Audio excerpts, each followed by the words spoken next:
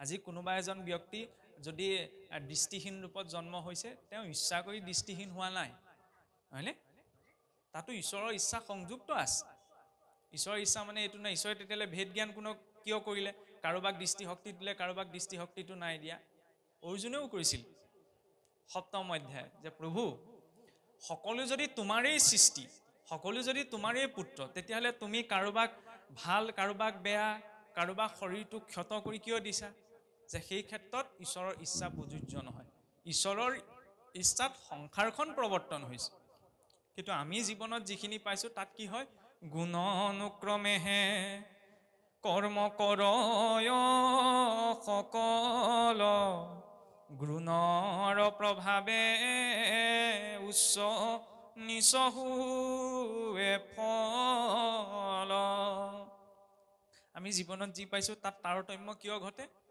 গুণৰ প্ৰভাৱ কি গুণ সত ৰজ তম এই তিনি গুণৰ প্ৰভাৱত জীৱে সকলো কৰ্ম কৰে এই তিনি গুণৰ আধাৰতে কাৰোবাৰ কৰ্মফল উচ্চ হয় উচ্চ পৰ্যায় হয় কাৰোবাৰ নিম্ন পৰ্যায় হয় তেতিয়াহলে কি কোনোবা এজন যেনিবা ধৰি লওক দিন দৰিদ্ৰ হৈ জন্ম হল ধৰি লৈছো দেই তেতিয়াহলে আমি এইটো ভাবিম নি তেওঁক এইবোৰ সহায় কৰিলে বাদ দিয়া কৰ্মফল ভুগিছে এতিয়া ভুগক এনেকুৱাও মানুহ আছে কোনোবা এজন যদি দুখত আছে বা ধৰি লওক কিবা কষ্টত আছে তেতিয়াহলে এনেকে মানে লেই চেচেই কৰি দিয়ে এইবোৰ চব দেখিছা কৰ্মফলৰ কাৰণে ভুগিছে সেইটো বিচাৰ দায়িত্ব আপোনাৰ মোৰ নহয় কি ঠিক কাইলে কিজানি সেই তেওঁতকৈ অধিক বেয়া গতি মোৰ হয় আজি মই যা হাঁহিছো কাইলে মোৰ লগতো সেইটো হ'বলৈ আছে সেইটো বিচাৰ দায়িত্ব ঈশ্বৰৰ খালি আপোনাৰ মোৰ মনত এইটো সতৰ্কতা ৰখা প্ৰয়োজন যে সেই সকলো কৰ্ম আমি জীৱনত সুখ পাইছো দুখ পাইছো ভাল পাইছো বেয়া পাইছো সকলো কৰ্মফলত হয় কাইলে যাতে মোৰ নিজৰ কৰ্মই তেনেকুৱা এটা গতি প্ৰাপ্ত কৰিব নাই মোক কৰ্মৰ প্ৰতি সতৰ্কতাটো লাগে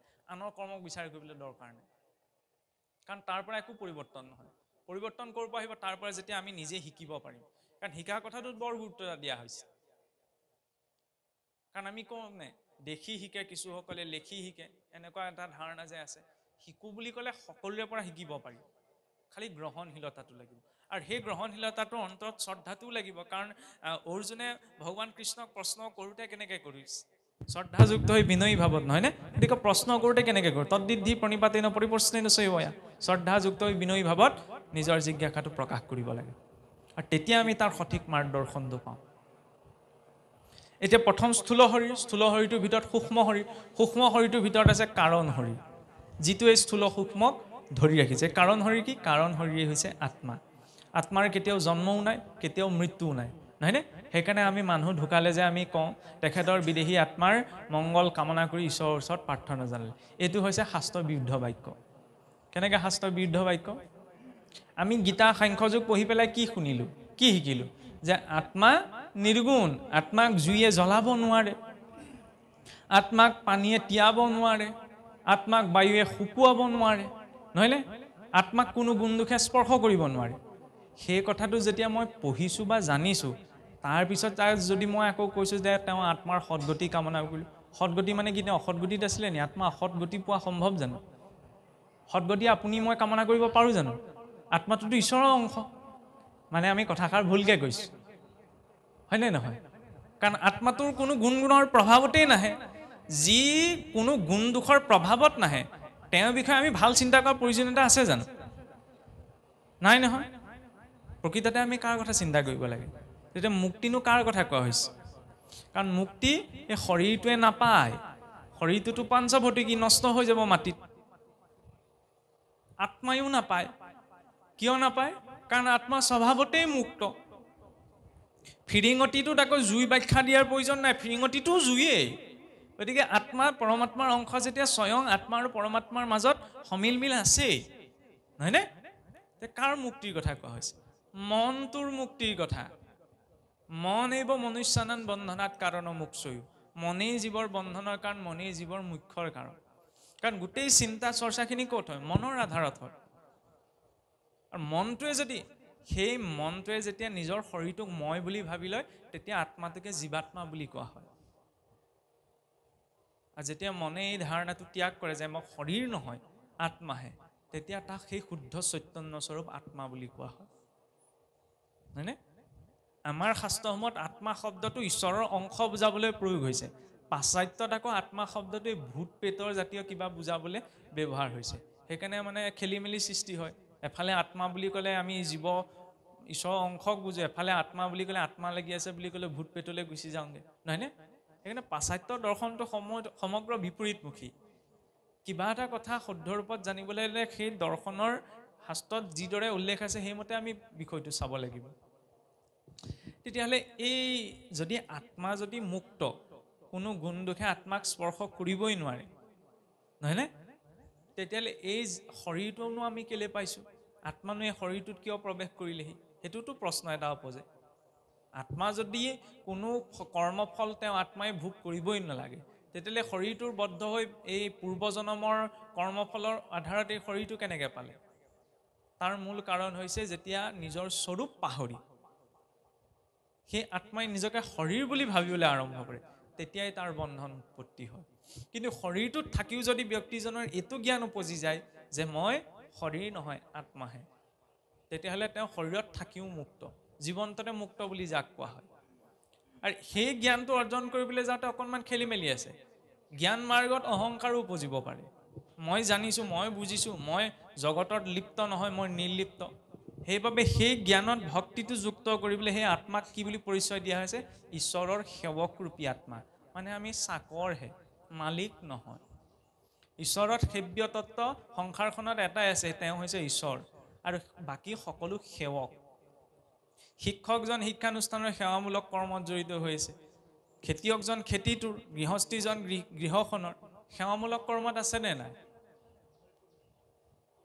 মানে আমি সকলো সেৱকেই গতিকে সেৱকৰ দায়িত্ব হৈছে নিজৰ দায়িত্বটো পালন কৰা মালিকৰ কামত হস্তক্ষেপ কৰাটো নহয় কিছুসকলতো সেৱকৰ ইমান পৰ্যায়লৈ গুচি যায় কুকুৰ মেকুৰী পোহে নহয় পুহি পেলাই সিহঁতৰ বিষ্ঠামুক্ত চাফ কৰাৰ দায়িত্বচোন গৃহস্থজনে পালন কৰে কুকুৰ মেকুৰীটো যেতিয়া তেওঁ সেৱক হ'বলৈ মনত সংকোচ বোধ কৰে তেতিয়া ঈশ্বৰৰ সেৱক বুলি ক'বলৈ মনত সংকোচ কিয় বোধ কৰে সেইটো নাজানো আৰু ঈশ্বৰৰ সেৱক মানে ভকত নহয় জানো ভকত বুলি ক'লে আমাৰ সচৰাচৰ বুজি থাকে নাম গুণ গাই ঘূৰি ফুৰাসকলে আৰু নহয়নে এনেকুৱা এটা সংজ্ঞা বুলি ভাবে কাম নাই আৰু সেই সকাম এটা ভাঙিব পাৰে ভকত বুলি ক'লে সেই বুলিয়ে ভাবে কিন্তু সেয়ে ভকতৰ সংজ্ঞা নহয় ভকত মানে কাক কোৱা হৈছে কম ডাঙৰ দায়িত্ব নে এইযোৰ কম ডাঙৰ ইউনিফৰ্ম এইযোৰ ইউনিফৰ্ম পিন্ধি খেলি মেলি কৰিবলৈ হ'লে উপায় নাই বৈকুণ্ঠৰ পৰা খহিব লাগে জয় বিজয় আছিল নহয় বৈকুণ্ঠ কিয় সহায় দিলে ভেঙুচালি কয় মোৰে ঘৰত থাকি পেলাই য'ত কোনো ধৰণৰ কুণ্ঠাই থাকিব নোৱাৰে মোৰে ভক্তসকলক অপমান কৰিব 3টা জনমৰ বাবে সহায় দিলে আমি হাত সাৰি যাব পাৰিমনে এতিয়া সেইটোহে লাগে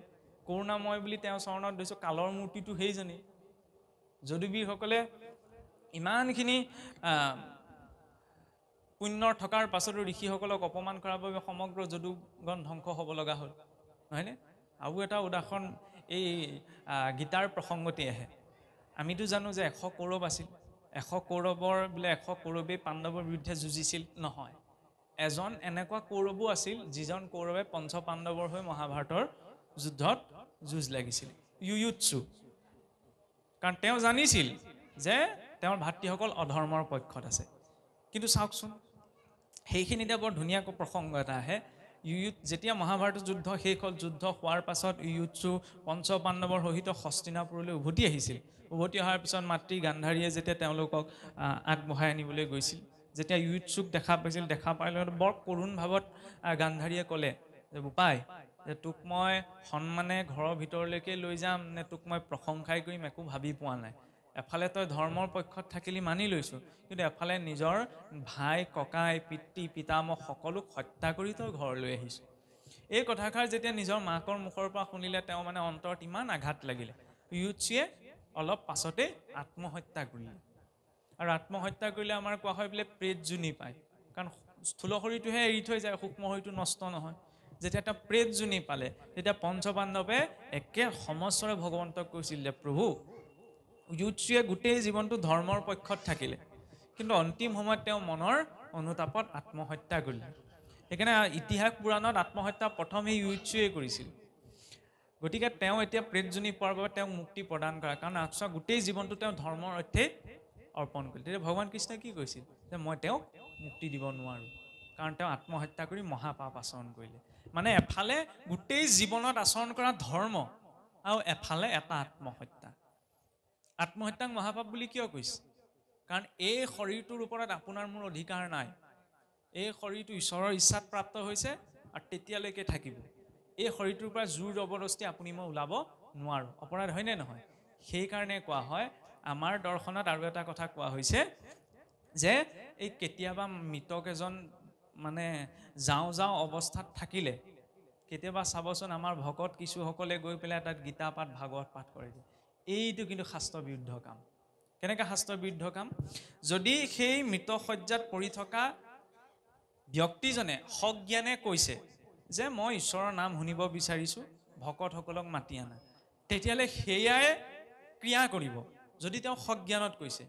কিন্তু যদি তেওঁ অজ্ঞানত আছে, তাৰপিছত যদি সোনকালে জীৱটো যাওকগৈ বুলি আমি লৰা ঢপৰা কৈছোঁ, হয় সকলোৱে বেয়া লাগে। মানুহ এজন যেতিয়া ধৰি লওক মৃতশয্যাত কেকাই থাকিব, দেখা সকলোৰ শত্ৰুজনৰো মনটোৱে ক'ব। আমাৰ সমাজত এটা দৰ্শন চলি গ'ল যে ধৰি লওক তেওঁ ইমান কষ্ট খাই থকাতকৈ কিবা শাস্ত্ৰ অকণমান পাঠ কৰি দিলে তেওঁ জীৱটো সোনকালে গুচি যাবগৈ। সেইখিনিত সেই কামটো শাস্ত্ৰ বিৰুদ্ধ কেনেকৈ হৈ যায়? কাৰণ প্ৰত্যেক জীৱই নিজৰ শৰীৰটো এৰি যাব নিবিচাৰে। তেওঁ কষ্টতে, আমি পৰিস্থিতিত পৰিহে কওঁ, দুখত থাকিহে কওঁ যে ইয়াতকৈ আৰু ইমান কষ্ট পোৱাতকৈ মৰি থকাই ভাল হয়। কিন্তু কোনেও মৰিব নিবিচাৰে। তেওঁ শৰীৰটোৰ প্ৰতি মোহ আছে, শৰীৰটোৰ প্ৰতি নাথাকিলেও ঘৰখনৰ প্ৰতি আছে। তেতিয়াহ'লে এইফালে যদি আশীৰ্বাদ দি সোনকালে পঠাই দিয়া যায়, 1 মিনিট যদি আগতীয়াকৈ পঠোৱা হ'ল, মোৰ ভাগৰ 1 মিনিট কমি আহিব নহয়। কাৰণ ঈশ্বৰৰ প্ৰদত্ত সময় আছিল, নহয়নে? আমি ঈশ্বৰক প্ৰাৰ্থনা কৰিব পাৰোঁ যে প্ৰভু তেওঁ ইমান কষ্ট পাই আছে, গতিকে তেওঁ যদি তেওঁ থাকিব লাগে তেওঁক আৰোগ্য কৰি দিয়া, আৰু যদি তেওঁ যাব লগা আছে, তেওঁ কষ্ট ভুগিছে, পৰিয়ালৰ মানুহখিনিও সুখে শান্তিৰে থাকিব পৰা নাই, গতিকে তেওঁক তুমি লৈ যোৱা। কিন্তু মানে আশীৰ্বাদ দি পঠিওৱাটো উচিত নহয়। যদিও গুচি যায়, কাৰণ সেইটো ভগতৰ শক্তিতে পঠালে যাবই লাগিব, কথাষাৰ সত্যটো ৰাখিব লাগিব। আৰু দ্বিতীয়তে কথাটো হয় কি, যদি তেওঁ সজ্ঞানত কোৱা নাই তেতিয়া শাস্ত্ৰ পাঠ কৰি কিয় লাভ নাই? আপুনিয়ে ভাবি চাওক, মোৰ আঙুলিটো যদি কাটে, ওচৰতে ভাগৱত পাঠ পঢ়ি আছে, মই বিষটোলৈ মন দিম নে ভাগৱত পাঠলৈ মন দিম? বিষটোলৈ মন দিম। যিজন ব্যক্তিয়ে মৃত্যু শয্যাত পৰি কেকাই আছে, ওচৰতে আৰু গীতা ভাগৱত পঢ়ি থাকোঁ, মন দিব পাৰিব জানো? নোৱাৰে নহয়। আৰু যদি নিজে মন দিয়া নাই তেতিয়াহ'লে লাভ নাই, কাৰণ মনৰ চিন্তনৰ জৰিয়তে তেওঁ গতিটো পাব। মন্থৰাও ৰামৰ ৰাজ্যত আছিল, উচ্চ গতি পালে নি ৰামৰ ৰাজ্যত থাকিলে বুলি? নাই পোৱা নহয়। নিজৰ অন্তৰখনে যদি ঈশ্বৰক চিন্তনেই হোৱা নাই, তেতিয়াহ'লে ৰাম ৰাজ্যত থাকিও লাভ নাই। আমিতো সাধাৰণ মনুষ্য, যদি মনেৰে মই চিন্তা কৰিব পৰা নাই, ওচৰত পঢ়ি লাভ নাই। সেইকাৰণে সজ্ঞানত কোৱাজনৰ বাবেহে, অজ্ঞানত কোৱাজনৰ বাবে নহয়। সেই দৃষ্টিৰ ফালৰ পৰা এই কথা প্ৰসংগ মই এইকাৰণেই টানি আনিলোঁ, কাৰণ আজিকালি আত্মহত্যাৰ পৰিমাণ বহুত বৃদ্ধি পাইছে। আমাৰ এইবিলাক সমাজত নাই ইমান প্ৰচলন। কাৰণ কোনোবাই ক'ব পাৰে যে ধৰি লওক আমাৰ গাঁও অঞ্চলত বৰ্তমান আজি আধুনিক জগতখন যেনেদৰে বিকাশ পাইছে, তেনেকুৱা বিকাশ গাঁও অঞ্চলবিলাকে লাভ কৰা নাই। সেইটো সত্য কথা। কিন্তু গাঁৱত সংস্কাৰ আছে, নহয়নে? মানুহজনে লাগিলে গোটেই দিনটোৱেই দন লাগক, কিন্তু তেওঁ আত্মহত্যাৰ দৰে সিদ্ধান্ত পটককৈ নলয়, লাগিলে তেওঁ আৰু টেনশ্যনত থাকক। কিন্তু এনেকুৱা ভাৰতবৰ্ষতে এতিয়া প্ৰতি বছৰে প্ৰায় 2000-3000তকৈ অধিক মানুহে আত্মহত্যা কৰে, তাকো বহুত উচ্চ শিক্ষিত ভাল। কিয় সমস্যাটো দেখা গৈছে? কাৰণ দৰ্শন নাই। কেৱল পুথিগত শিক্ষাই জীৱক নিজৰ শৰীৰটোৰ মূল্য বুজাব নোৱাৰে। ইমান এটা দুৰ্লভ ভৰি পাইছোঁ, নহয়নে? ক্ষণে ক্ষণে আয়ুস টুটি গৈ আছে। এইটো নিজৰেও অৰ্জন কৰি লোৱা নাই। 84 লাখ জনী পাৰ কৰি সুযোগটো পাইছে। তেতিয়াহ'লে দায়িত্ব প্ৰত্যেক ব্যক্তিয়ে, কোনোবাই খেতিটো কৰিবলৈ পাইছে, কোনোবাই ব্যৱসায়ী, কোনোবাই শিক্ষক, যাৰ যি কৰ্ম, সেই কৰ্মক ঈশ্বৰত অৰ্পণা কৰি যোৱা। আৰু সেই কৰ্ম কৰিবলৈ যাওঁতে সাংখ্য যুগৰ পাছতে সেইবাবে আহিছে কি কৰ্মযুগৰ কথা, নহয়নে?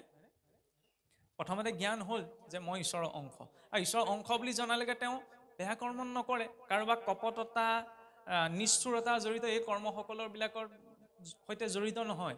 কিন্তু এদিনতে এই ধাৰণাটো গুচি নাহে, এইবিলাক চব ভাষণত কৈ থকা কথা, কৈছে আৰু এফালে।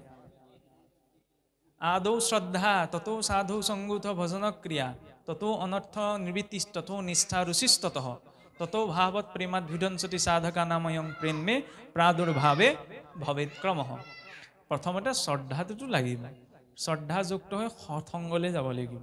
বিনা সৎসংগ অবিহনে জীৱই জ্ঞান থাকিও লাভ নাই। কিয় সৎসংগ অবিহনে জ্ঞান থাকি লাভ নাই?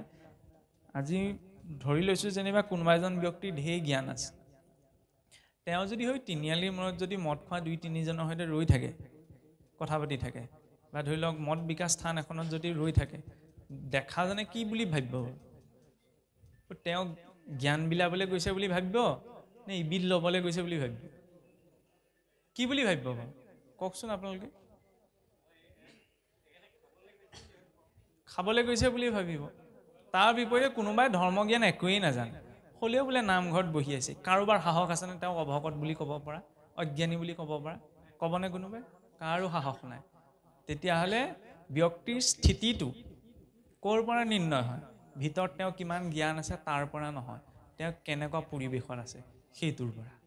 সন্মানো ব্যক্তিৰ নাই, ব্যক্তিৰ আসন বা স্থিতিটোৰহে আছে। কেনেকৈ এই কথাষাৰ কোৱা হৈছে? সাপ এটা যদি আপোনাৰ মোৰ ঘৰত সোমায়, আপুনি মই সেৱা কৰিম নে ফেনাইল ছটিয়াম? সাপ এটা যদি আপোনাৰ মোৰ ঘৰত সোমায়, তেতিয়াহ'লে আপুনি মই ফেনাইল ছটিয়াম, খেদিবলৈ বিচাৰিম, মাৰিবলৈ বিচাৰিম নে সেৱা কৰিম? কি কৰিম বাৰু? ফেনাইল ছটিয়াম। সেই একেটা সাপে যদি কেনেবাকৈ মন্দিৰ বা নামঘৰৰ ভিতৰত আসনত নোৰ খাই থাকিবলৈ হয়, তেতিয়াহ'লে কি কৰিব? কি কৰিব? সাপটোতো একেটাই। জন্তু বুলি ক'লে মই খঙত মোক জন্তু বুলি ক'বলৈ আহিছে, মই খেদা মাৰি যাম। মোক ভাষণত দিওঁতে সিংহ পুৰুষ বুলি কওকচোন, তেতিয়া বুকু ফিন্দাই দিম। আল্টিমেটলি কি কৰে? জন্তু বুলিওতো কৈছে। সন্মান কাৰ আছে তেতিয়াহ'লে? ব্যক্তিজনৰ সন্মান কৰা হোৱা নাই, স্থানটোৰ। সাপটোৰ সন্মান নাই, সাপটোৰ স্থানৰ সন্মান আছে। আপোনাৰ ঘৰত প্ৰৱেশ কৰাৰ কাৰণে আপুনি মই ঘৰৰ পৰা খেদাবলৈ বিচাৰিলোঁ, কিন্তু আসনত বা মণিকূটত সোমোৱাৰ লগে লগে সাক্ষাৎ ঈশ্বৰ দেখিলোঁ, মানে ঈশ্বৰৰ স্থানত সোমালে, স্থানটোকৰহে সন্মান আছে, সেইকাৰণে তাৰ মূল্য বাঢ়িল। জন্তু বুলি ক'লে খং উঠিব, সিংহ পুৰুষ বুলি ক'লে বহুত সাহসী ব্যক্তি আৰু, হয়নে? সেইকাৰণে সন্মান আপোনাৰ মোৰ নাই। কৰ্ম কৰিবলৈ যাতে যদি এইটো ধ্যান থাকে, মই কৰিছোঁ, মই ভাল কাম কৰিছোঁ, নিজৰ একোৱেই নাই। সন্মানটো ছালখনহে বচাই ৰাখিছে। অৰ্জুনক সেইকাৰণে কৈছে তুমি ছালখনলৈ নাচাবা, ভিতৰত কোন বহি আছে সেইটো চোৱা। নহয় জানো? ছালখন আছে কাৰণে মই আপোনাৰ ওচৰলৈ আহিছোঁ, আপুনি মোৰ ওচৰলৈ যাব। ছালখনহে, এইখন এৰুৱাই দিলে কোন কাৰ ওচৰলৈ যাব? ঘাঁহ অকণমান লাগিলে যেতিয়া ছালখন এৰ খাই যায়, ঘাঁহডোখৰ দেখি ঘিণ লাগে নে নালাগে? নিজৰে হওক লাগিলে। এই ছালখনৰ ভিতৰত কি আছে? সেই সোপাইটো আছে। গতিকে ছালখনৰ নিমিত্তে সকলো নহয়, ঈশ্বৰৰ নিমিত্তেহে। কৰ্ম বুলি কৰিবলৈ যাওঁতে সেইবাবে কোৱা হৈছে যে কৰ্মৰ একেবাৰে স্পষ্ট ধাৰণা যে বেদে যাক বিহি আছে তাকে বোলে কৰ্ম, বেদে যিটো নিষেধিছে সেইটো অকৰ্ম। বিহিত নাচৰি হুৱে বিকৰ্ম পাতে ক, বিকৰ্ম অকৰ্ম কৰ্ম জানিবা নিশ্চয়। বোলে বেদে যাক বিহি আছে, কাৰণ কৰ্মৰ ফলভিত্তিকভাৱে তিনিটি পৰ্যায় আছে: সঞ্চিত বা প্ৰাৰব্ধ, অনাৰব্ধ, সঞ্চিত, প্ৰাৰব্ধ আৰু অনাৰব্ধ। আৰু আচৰণৰ ভিত্তিক তিনিটি পৰ্যায় আছে: কৰ্ম, অকৰ্ম, বিকৰ্ম। সঞ্চিত কৰ্ম, পূৰ্বজনমতে আমি কাম কৰিছিলোঁ বেলেগ শৰীৰত থাকোঁতে, সেই কৰ্মৰ যিটো ফল ভুগিবলৈ থাকি গ'ল সেইটোক কোৱা হয় সঞ্চিত কৰ্ম। প্ৰাৰব্ধ, পূৰ্বতে আমি যি কাম কৰিলোঁ সেই কৰ্মৰ সম্পূৰ্ণ ফলভোগ সেইটো জীৱনতে নহ'ল, এইটো জীৱনৰ সৈতেও সম্পৰ্ক আছে, সেইটো কোৱা হয় সঞ্চিত, ক্ষমা কৰিব, প্ৰাৰব্ধ কৰ্ম। আৰু যিটো কৰ্ম কৰাৰ পাছত সম্পূৰ্ণ ফল, আমি ফলটো নুভুগিলোঁ, কৰ্মটো কৰিলোঁ কিন্তু ফলটো নুভুগিলোঁ, সেইটো সঞ্চিত। আৰু যিটো কৰ্ম কৰাৰ পিছত সম্পূৰ্ণ ফলটো তেতিয়া নুভুগিলোঁ, এতিয়ালৈ অলপ বাকী আছে, সেইটো কোৱা হৈছে প্ৰাৰব্ধ বুলি। আৰু সেই প্ৰাৰব্ধৰ আধাৰতে আপুনি মই এইটো জনমত সম্পৰ্কবিলাক পাওঁ। কেনেকৈ? এতিয়া আপুনি মই যি পিতৃ মাতৃ পুত্ৰ ভাৰ্যা সুহিত বন্ধু বৰ্গ ইষ্ট মিত্ৰ কুটুম্ব পাইছোঁ, আপুনি মই কিয় হ'বলৈ পাৰিলোঁ? এই সকলৰ সৈতে পূৰ্বতে ঋণ আছে, সেই ঋণৰ বাবেহে সেই ঋণ পৰিশোধ কৰিবলৈ এইটো জনমত সেই জন্মটো পায়, অৰ্থাৎ সেই পৰিয়ালটোত জন্ম পায়। বৰ্তমান সময়ত মোৰ যিটো পৰিয়ালৰ সৈতে বংশ পৰিয়ালৰ সৈতে সম্পৰ্ক আছে সেইটো পূৰ্বৰ ঋণৰ ফল, সেইটো প্ৰাৰব্ধৰ ফল। সঞ্চিত, ব্যক্তি ৰূপত মোৰ যিখিনি কৰ্মৰ ফল এতিয়ালৈকে ভুগিবলৈ আছে সেইখিনি হৈছে সঞ্চিত। আৰু অনাৰব্ধ, এতিয়া আমি যিবিলাক কাম কৰি আছোঁ ইয়াৰ পাছত অনাগত সময়টো আমাৰ নিৰ্ধাৰণ হয়, সেইখিনি হৈছে অনাৰব্ধ। এতিয়া কৰ্মত তিনিটি পৰ্যায়ত আচৰণ হয়। বিজ্ঞানৰ মতে কিবা এটা বস্তু কৰ্ম সম্পাদন হ'বলৈ হ'লে বস্তুৰ স্থানান্তৰ হ'ব লাগিব। এই মোবাইলটো মই 1 ঘণ্টা সময় যদি হাতত লৈ থাকোঁ তেতিয়া এইটো কৰ্ম বুলি কোৱা নহয় বিজ্ঞানৰ দিছে, ইয়াৰ মানে স্থানান্তৰ হ'ব লাগিব, তেতিয়া সেইটোক বিজ্ঞানে কৰ্ম বুলি কয়। কিন্তু আধ্যাত্মিকতাৰ দৃষ্টিৰে কেৱল এই বস্তুটো হাতত লোৱাটোৱেই কৰ্ম নহয়, এই বস্তুটোৰ কথা মনে ভবাটোও কৰ্ম, সেইটোৰ এটা ফল আছে। সেইবাবে চাবচোন আমাৰ মহাপুৰুষৰ দৰ্শনত প্ৰতিটো কথাৰ আগতে আমাৰ তিনিটা কথা সোমোৱাই দিলে, কায় মনোবাক্যে, যিকোনো কামৰ ক্ষেত্ৰত কায় মনোবাক্যে। এই তিনিটা কিয় আনিলে? কাৰণ এই তিনিওটাৰ জৰিয়তে কৰ্ম আচৰণ হয়। কায় মনোবাক্যে জীৱে যতে ক আচৰে, তাহা কবুলয় কৰ্ম জানিবা নিশ্চয়ে। মানে মই হাতে কামে কিবা এটা ক্ৰিয়া আচৰণ কৰিছোঁ, সেইটোতো কৰ্ম হ'লেই। মুখেৰে কিবা এটা কৈছোঁ, সেইটোও কৰ্ম। মুখেৰে কিবা এটা কোৱাৰো ফল থাকে। মই যদি ভাল কথা কওঁ তেতিয়া ভাল ফল পাম, আৰু যদি বেয়া কথা কওঁ তেতিয়াহ'লে বেয়া ফলটো পাম। আৰু সিমানেই নহয়, মনেৰে চিন্তা। মই হাতেৰে ভাল কাম কৰিছোঁ, মুখেৰে ভাল কথা কৈছোঁ, মনেৰে যদি বেয়া চিন্তা কৰোঁ তেতিয়াহ'লে তাক ইন্দ্ৰিয়াৰ্থান বিমূঢ়াত্মা মিথ্যাচাৰ উচ্যতে, যে ইন্দ্ৰিয়ৰ অৰ্থে আচৰণ কৰা সেইটো মিথ্যাচাৰ বুলিহে কোৱা হৈছে। মানে তাৰ জৰিয়তে আমি ফলটো ভুগিব লগা হয়। আৰু সেই কৰ্ম আচৰণৰ ক্ষেত্ৰলৈ যাবলৈ হ'লে এই তিনি প্ৰকাৰৰ কৰ্মৰ কথা কৈছে, যে কৰ্ম, অকৰ্ম, বিকৰ্ম। বেদে যাক বিহি আছে তাকে বোলে কৰ্ম। বেদে মানে কি? শাস্ত্ৰ। শাস্ত্ৰবিহিত যিবিলাক ক্ৰিয়া সেইবিলাকে হৈছে কৰ্ম। শাস্ত্ৰই কোনবিলাক কৰ্ম বিধান দিছে সেইটো কথা কাৰণেতো আমি শাস্ত্ৰ চবে সকলো সময়তে লুটিয়াই পেলাই মই এইটো কাম কৰিবলৈ আগবাঢ়িছোঁ, এইটো শাস্ত্ৰত আছেনে নাই চাই ল'ম নি, এইটো কথা কোৱা হোৱা নাই। শাস্ত্ৰবিহিত কৰ্ম মানে কেনেকুৱা কৰ্মৰ কথা কৈছে? যিটো কাম কৰিবলৈ যাতে কোনো ধৰণৰ কপটতা নাই, কাকো কষ্ট দিয়া হোৱা নাই, কাৰো হিংসা আচৰণ কৰা হোৱা নাই, কাৰোকো ঠগ প্ৰবঞ্চনা কৰা হোৱা নাই, সেইখিনিতো শাস্ত্ৰবিহিত কৰ্ম, হয়নে নহয়? যিটো কাম কৰিবলৈ যাতে কাৰোবাক ঠগ প্ৰবঞ্চনা কৰিব লগা হৈছে, কাৰোবাক দুখ দিয়া হৈছে, কাৰোবাৰ হিংসা আচৰণ কৰা হৈছে, সেইটোতো শাস্ত্ৰবিহিত কৰ্ম হ'ব নোৱাৰে। গতিকে এইটো সাধাৰণভাৱে কিছুমান কথা আমি ভাবিব লাগে। বেদে যাক বিহি আছে তাকে বোলে কৰ্ম বুলি কওঁতে সহজভাৱে আমি কি বুজিম? যিটো কৰিবলৈ যাতে কাকো কষ্ট লাগিলে যিয়েই নহওক, এইটো নহয় বোলে ধৰ্মৰ কাৰণে কিছুমানক কেতিয়াবা আমি প্ৰতাৰণা কৰিব লগা হয়, সেইটো সম্ভৱেই নহয়। কিছুসকলে কয়, এনেকুৱা উদাহৰণ আছে, মিছা কথা কৈ আপোনাৰ কি কয়, বহুত ডাঙৰ অনুষ্ঠান পাতে, কৈছোঁ আৰু বহুত ডাঙৰ অনুষ্ঠান পাতে, আনক মিছা কথা কৈ পেলাই টকা পইচা আনে। বোলে ধৰ্মৰ কাৰণেহে কৈছে, একো নাই, সেইটো ডাঙৰ ভুল কাম। কাৰণ অধৰ্ম মাৰ্গেৰে অৰ্জন কৰা ধনেৰে যদি সহস্ৰ অশ্বমেধ যজ্ঞও পাতে তেতিয়াহ'লে তাৰ কোনো ফল নাই। কাৰণ আমি ধনক হাতৰ পৰা ধৰি লওক এটকা এটা পৰিলেও আমি কি বুলি কওঁ? হাতৰ পৰা তোলোতে মাতিবা কৃষ্ণ বুলি কওঁ নে নকওঁ? কেলে কওঁ বাৰু? এইটোতো আমাক ধৰি লওক স্বভাৱগতভাৱে আমাৰ মুখৰ পৰা ওলাই যায়, কোনেওতো নিশিকায় পইচাটো পৰিলে কৃষ্ণ বুলি তুলিব, কিয় ওলায়? তাতকৈ কাগজখন পৰিলে মই কৃষ্ণ বুলি তোলোঁ নি? নুতুলো নহয়। কাপোৰখন পৰিলে কৃষ্ণ বুলি তোলোঁ নি? নুতুলো নহয়। কিয় পইচাটো পৰিলে কৃষ্ণ বুলি তোলোঁ? পইচা বা ধন নহয় জানো? ধনৰ অধিষ্ঠাত্ৰী বুলি কাক জানো আমি? লক্ষ্মী। লক্ষ্মী কোননো? নাৰায়ণৰ পত্নী নহয় জানো? জগতৰ ঈশ্বৰৰ পত্নী নহয় জানো? জগতৰ ঈশ্বৰৰ পত্নী মানে তেওঁ যদি জগত পিতৃ, লক্ষ্মী জগত মাতৃ। মাতৃ হয়নে নহয়? মাতৃৰ ভাৱ জড়িত হৈছে। আমি ধনক কেৱল বিষয়ভোগৰ এটা বস্তু বুলি জ্ঞান নকৰোঁ, আৰু যদি মাতৃ বুলি জ্ঞান কৰোঁ। সেইকাৰণে চাবচোন গুৱা পানটো আগবঢ়ালেও তাত এটকা এটাও দিয়ে নে নিদিয়ে? দিয়ে নে নিদিয়ে? কিছুসকলেতো আমি ক'ব পাৰোঁ নে ধৰ্ম কৰিবলৈ আকৌ পইচাটো কিয় দৰকাৰ হৈছে? নহয়, এটকা এটা হ'লেও তাত দিয়া হয় প্ৰতিটো কৰ্মতে। কিয় দিয়া হয়? মাতৃৰ আশীষৰ তাত প্ৰয়োজনীয়তা আছে, নহয় জানো? তাত লক্ষ্মীৰ উপাসনাৰ কথা কোৱা নাই পৃথক ৰূপত। যি পুত্ৰই সেই মাতৃক অপমান কৰিব, সেই স্থানত জানো তেওঁ কিবা কল্যাণ হোৱা সম্ভৱ হ'ব? নহ'ব। সেইকাৰণে পৰীক্ষিতে কলিক থাকিবলৈ ক'ত দিছিল পোনপ্ৰথমে? যোৱা পাহাত কি কৰা হয়? মাতৃকে উৰুৱাই দিয়া হয়। তাতকৈ অধম পুত্ৰ কোন আছে? হয়নে নহয়? মানে সেই ধনৰ প্ৰতিও যেতিয়া এইটো ভাৱ থাকিব, মাতৃবৎ জ্ঞানটো থাকিব, কাৰণ কাৰ অংশ, কাৰ স্বৰূপ হয়, তেতিয়াহ'লে সেই ধনক অৰ্জন কৰিবলৈ যাওঁতে যদি মই কিবা অসৎ মাৰ্গেৰে অৰ্জন কৰোঁ, তেতিয়াহ'লে তাৰ মই ভাল ফল কিবা আশা কৰিব পাৰোঁনে? সেইকাৰণে কোৱা হৈছে অধৰ্মৰে অৰ্জন কৰা, মই বহু পইচাও যদি ধৰ্ম মাৰ্গত লগাই দিওঁ, এইটো নহয় বোলে 100 টকা মই কাৰোবাক ঠগি ঘটিলোঁ, তাই বোলে 50 টকা মই লাভ কৰিম, 50 টকা এই নামঘৰ নামত দান দি দিম, হৈ যাব, মোৰ একদম কৰ্ম বেলেঞ্চ হৈ যাব। এইটো ভুল ধাৰণা, হয়নে? চাবলৈ গ'লে কলিতটো এতিয়া দ্বাদশতটো ইমানলৈকে লিখা হৈছে যে দান পুণ্য কৰিলে মুহুৰ হৈব খ্যাতি, হেন দম্ভভাৱে ধৰ্ম আচৰিবে আতি। কেতিয়াবা দেখাও যায় যে মই কৰিছোঁ বুলি মানে ধৰি লওক এই গামোচা পিন্ধিবলৈহে কিছুমান কাম কৰা নিচিনা হয়, হয়নে? আগতে ৰজা মহাৰাজাবিলাকে ইমান ডাঙৰ ডাঙৰ মঠ মন্দিৰ বনাই থৈ গ'ল, ক'তো নিজৰ নাম লিখি থৈ নগ'ল। আজিকালি চকী এখন দিলেও নামটো লিখি দিব লাগিব, হয়নে?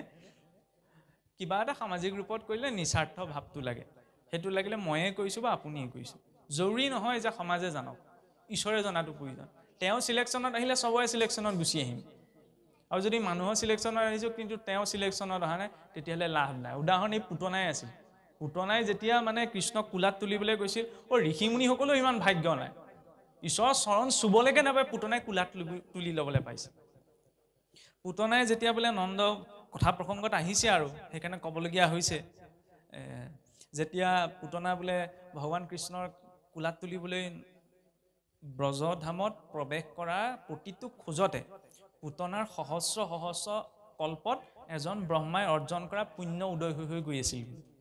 প্ৰতিটো খোজত জগতৰ ঈশ্বৰৰ ওচৰলৈ গৈছে, কিন্তু যেতিয়া ভগৱান কৃষ্ণৰ ওচৰ পালে, ভগৱান কৃষ্ণই বোলে চকু দুটা যেতিয়া তেওঁ ঢাকি দিলে পুতনাক দেখি, তেতিয়া বোলে পুতনাৰ নিমেষতে সেই সহস্ৰ সহস্ৰ কল্প নষ্ট হৈছিল। এইবিলাক বোলে কোৱা কথা। পুতনাক বোলে তেতিয়াহ'লে জননী সমান গতি কেলে দিলে? জননী সমান গতি দিয়াটো প্ৰয়োজন নহয়, সেই স্নেহটো পুতনাই অনুভৱ কৰিব পাৰিলে নে নাই পৰা, সেইটো ডাঙৰ কথা, হয়নে নহয়? যেনেকে মাক দেউতাকৰ যেনিবা দুটি সন্তান আছে, এটি সন্তানে কথা ক'লে শুনে, এইটোৱে নুশুনে, মৰম দুইটাকে কৰে, কিন্তু যিটো ল'ৰাই কথা ক'লে নুশুনে, সেই ল'ৰাটোৱে পিতৃ মাতৃৰ সেই স্নেহটো অনুভৱ কৰিব নোৱাৰে জীৱনত, হয়নে? কিন্তু পাওঁতে সিও সম্পত্তিৰ ভাগ পায়। গতিকে সম্পত্তিৰ ভাগ পোৱাতে জৰুৰী নহয়। পুতনাই ভাগ পালে, জননী সমান গতি পালে, কিন্তু ঈশ্বৰৰ স্নেহটো পালে জানো? নাপালে। যিটো স্নেহ মাতৃ যশোদাই পালে। ভগৱানে তেওঁ ভয়ংকৰ ৰূপটো দেখি চকু ঢাকি দিয়া নাছিল নহয়, পুতনাই ৰূপটো সলাই গৈছিল, আছিল ৰাক্ষসী হৈ গৈছিল এগৰাকী সুন্দৰী মহিলা, ভদ্ৰ মহিলা। গতিকে আমি ঈশ্বৰৰ সন্মুখলৈ আহিছোঁ, ভিতৰত মোৰ যদি কিবা কপটতা বেয়া ভাৱ আছে, ধুনীয়াকৈ ইয়ালৈ ভকত হৈ আহিছোঁ, ঈশ্বৰে মোক চাবনে? ভুলতো নাচায়। সেইকাৰণে ঈশ্বৰৰ দৰ্শনত গুৰুত্ব এটা দিয়া হোৱা নাই। ঈশ্বৰৰ দৰ্শনটো ঈশ্বৰে ইচ্ছা কৰিলেও আমি নোৱাৰোঁ। অৰ্জুনক যেতিয়া দশম যুগত একাদশত যেতিয়া ঈশ্বৰৰ বিশ্বৰূপ দৰ্শনত ভগৱন্তৰ বিশ্বৰূপ দেখুৱায়, তাৰ আগমুহূৰ্তত অৰ্জুনক জ্ঞান চক্ষু দিছিল নে নাই? দিছিল। জ্ঞান চক্ষুৰ জৰিয়তে ভগৱন্তক দৰ্শন কৰিছিল বিশ্বৰূপ। কিন্তু অৰ্জুনে ক'লে কি? প্ৰভু, তুমি এই বিশ্বৰূপ সম্বৰণ কৰা, তোমাৰ এই ৰূপটো মই চাই থাকিব পৰা নাই, তুমি আকৌ দ্বিভুজ ৰূপত গুচি আহা। অৰ্জুনক জ্ঞান চক্ষু দিয়াৰ পাছতে যেতিয়া তেওঁ এইটো কথা স্বীকাৰ কৰিছে যে তোমাৰ এই বিশ্বৰূপ চাই থকাৰ সামৰ্থ্যতা মোৰ নাই, তেতিয়াহ'লে আপুনি মই আশা কৰাটো সম্ভৱ হয় জানো? নহয়। আৰু ঈশ্বৰৰ দৰ্শনতো পৰিৱৰ্তন নহয় যদি অন্তৰ শুদ্ধি নহয়। কাৰণ দুৰ্যোধন দুঃশাসন এইবিলাকেও ঈশ্বৰক দেখিছিল, পৰিৱৰ্তন কাহানিও নহ'ল। কৰ্ম যেতিয়ালৈকে শুদ্ধ নহয় তেতিয়ালৈকে অন্তৰত ভাৱ উপজাটো সম্ভৱ নহয়। কৰ্ম যদি শুদ্ধ হয় তেতিয়াহ'লে তেওঁ পাবলগীয়া বস্তুটো পাবই, পাবলগীয়া পথ দৰ্শন নিজৰ জীৱনত প্ৰাপ্ত কৰিবই। সেইকাৰণে সদায় প্ৰয়োজন শাস্ত্ৰ বিহিত কৰ্ম কৰাটো।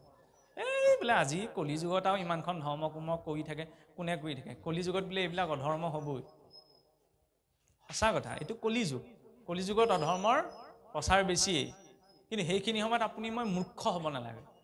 মূৰ্খ কোন হয়? মই যেতিয়া মোৰ গাটোত জণ্ডিছ হোৱা লক্ষণবিলাক দেখা পাইছোঁ, মই যেতিয়া মোৰ নিজৰ গাটোত জণ্ডিছ হোৱা লক্ষণবিলাক দেখা পাইছোঁ, তেতিয়া মই এইটো ক'ম নি জণ্ডিছ হৈছে, হ'বই আৰু? এইটো বোলাটো মূৰ্খ হ'ব নে নহ'ব? মই যদি দেখিছোঁ যে মোৰ জণ্ডিছ হৈছে, তেতিয়া মই ডাক্তৰৰ ওচৰলৈ যাম। যেতিয়া আপুনি মই দেখিছোঁ যে কলিযুগ অধৰ্ম হৈছে, লক্ষণবিলাক দেখিছোঁ, তেতিয়া চিকিৎসা কৰিব লাগে। আকৌ চিকিৎসা কেনেকৈ কৰিম? ধৰ্মক ধৰি। কলি সকলো স্থানতে নাই নহয়, কেইটামান স্থানত দিছিল, সকলোৱেতো জানে। যোৱা পাখা মদ্যপান নহয় জানো, পৰস্তি সংগ, যি অনাউদ্দেশ্য কৰি কৰা জীৱহিংসা নহয়নে, সীমাটো সুবৰ্ণ, এইকেইটা স্থানতে কলি থাকে। অকণমান আঁতৰি থাকিলেই হ'ল। কিন্তু সমস্যা গোটেই মানৱ জাতি এইকেইটা পাছতে লাগি আছে। যোৱা পাখা নেখেলাকে আজিকালি বিয়াখনো নহয়, তাজপাত কেইখিলা নোলালে মিটিং কুটুম নাহেই নহয়, নহয় জানো? পানীকণ নুগুটালে ডাঙৰ একো পতা সম্ভৱেই নহয়। আৰু এনেকুৱা এটা শিক্ষিত যুগত আমি মই বাস কৰিছোঁ, টাউনলৈ যাওঁ, হোল্ডিংবিলাক কিহৰ দেখিব? মদৰ বটলৰ দেখিব, খোলাকৈ কৈছোঁ আৰু যোনে যি ভাগো। আপোনাৰ শিখৰৰ পেকেটৰ নহয়নে? ভাওনা এখন পাতিলেও দোকানখনত কি বিকিব? কি বিকিব? কি খাবলৈ যাব? তেতিয়াহ'লে সমস্যাটো ক'ত হৈছে? অসুৰতকৈ অধজ গুচি গ'লোঁ। অসুৰৰ দিনতো এনেকুৱা নাছিল, অসুৰৰ দিনত মদৰ এডভাৰটাইজ নিদিছিল নহয়, হয়নে?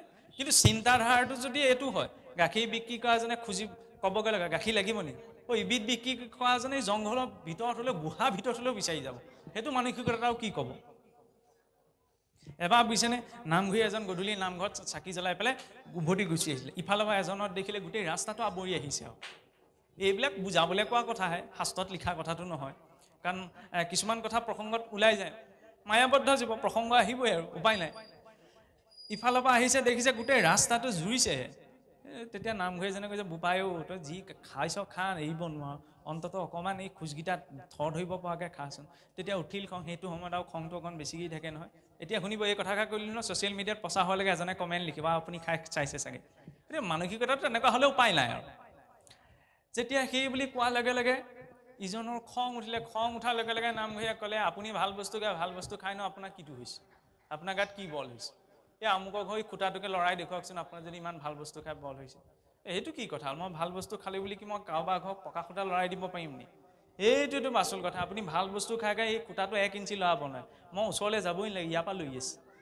সেই চিন্তাটোত পৰিৱৰ্তন নহয় পৰীক্ষিতে বহুত ভাবি চিন্তি দিছিল কলিক থাকিবলৈ কলি বুলি বেলেগ বস্তু এটা নাই নহয় বেয়া গুণবিলাক নহয়নে যিটো কেঁচুৱাটো চুচৰি বাগৰি খোজকেইটা পোনাব বিচাৰিছে এইজন আকৌ ডাঙৰ হৈ পেলাই খোজ বেকা হয় কিবা এটা খাইছে কি চিন্তা মানে ধৰ্ম অধৰ্মৰ কথা দূৰে থাকক মানুহ হৈ থাকিবলৈ অন্ততঃ জীয়াই থাকিব লাগিব শিকিব লাগিব আমি নহয়নে সেইটো বাহিৰৰ পৰা আহি আমাক কোনোবাই নিশিকাহি অকণমান চিন্তা কৰিলে সেইটো পোৱা যায় তাৰ বাবে ধেৰ শাস্ত্ৰ অধ্যয়নৰ প্ৰয়োজন নাই সীমাত হিন্দুস্তান পাকিস্তানৰ পৰা ককাই ভাইলৈকে সীমাটোক লাগি দন হয় লগত একোৱে লৈ যাব নোৱাৰে কম ডাঙৰ কথা নে বাৰু একে আগতে অসুৰেও নিজৰ ভায়েকক হত্যা কৰাৰ কাৰণে ককিপুৱে নাৰায়ণৰ বিৰুদ্ধে অস্ত্ৰ তুলি লৈছিল ভায়েকক ভাল পাইছিল কাৰণে ভাতৃ হত্যা প্ৰতিশোধ ল'বলৈ আজিকালি ককাই ভাই নমতা নমতিকে কিছুসকল গোটেই জীৱন পাৰ কৰি দিয়ে মাটি বাৰী ইত্যাদি কিবা কাৰণত লাগি পেলাই কম ডাঙৰ বেয়া কথা হৈছেনে ধৰ্ম ক'ত আছে তেতিয়াহ'লে ধৰ্ম অভাৱ হোৱা নাই ধৰ্ম অনুষ্ঠানতো ভুলতো অভাৱ হোৱা নাই আমি এইচোন গোটেই পৃথিৱীখন ধৰি লওক গোটেই অসমখন ঘূৰিয়ে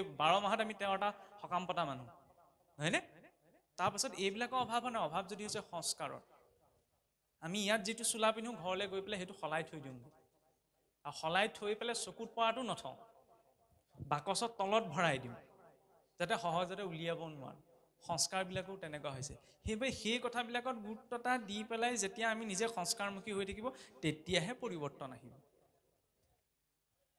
তাৰ পাছত কি কৈছে যে বিহিত নাচৰি हुए বিকৰ্ম পাতেক আমি কোনটো কাম কৰিব লাগে কোনটো কাম শুদ্ধ এই কথাটো জানো কিন্তু শুদ্ধ বুলি জনাৰ পাছত যদি সেই কৰ্মটো আচৰণ কৰা হয় নাই তেতিয়াও বোলে পাপত পৰিব লগা হয় সেইটো হৈছে বিকৰ্ম আমাৰ যে আগতে কিছু সকলকে সব কথা জানিব নালাগে কিছুমান কথা জানিলেও বিপদ হয় এই কাৰণেই কৈছিল শাস্ত্ৰ বিহিত কিবা এটা কথা মই কৰিব নালাগে বুলি জানিলো জনাৰ পাছত যদি মই সেইটো নকৰাকৈ আছো সেইটো মই বিকৰ্ম পাতেকত ভুগিব লগা হ'ব হয়নে সেইকাৰণে সৰলতাটো ঋষিসকলে মহাপুৰুষসকলে সৰলতাত গুৰুত্ব দিয়া কাৰণ এইটোৱেই কাৰণ অন্য উপাসনা মাৰ্গবিলাকৰ যিটো কঠিনতা আছে ইমানখিনি মানুহে শুদ্ধতা অৱলম্বন কৰিবগে নোৱাৰে সেইবাবে সহজ সৰল ভাবি যাতে নিজৰ দায়িত্বৰ জৰিয়তে ঈশ্বৰ কৰ্ম সাধন হয় এই কথাখিনিৰ বাবে গীতাৰ উপদেশ দিয়া হৈছিল গীতাৰ উপদেশ কেৱল অৰ্জুনৰ জৰিয়তেই নহয় অৰ্জুনৰ বাবেই নহয় অৰ্জুনৰ জৰিয়তে সমগ্ৰ মানৱ জাতিৰ বাবে ইয়াৰ পাছতে আহে কি জ্ঞান কৰ্ম সন্ন্যাস যুগ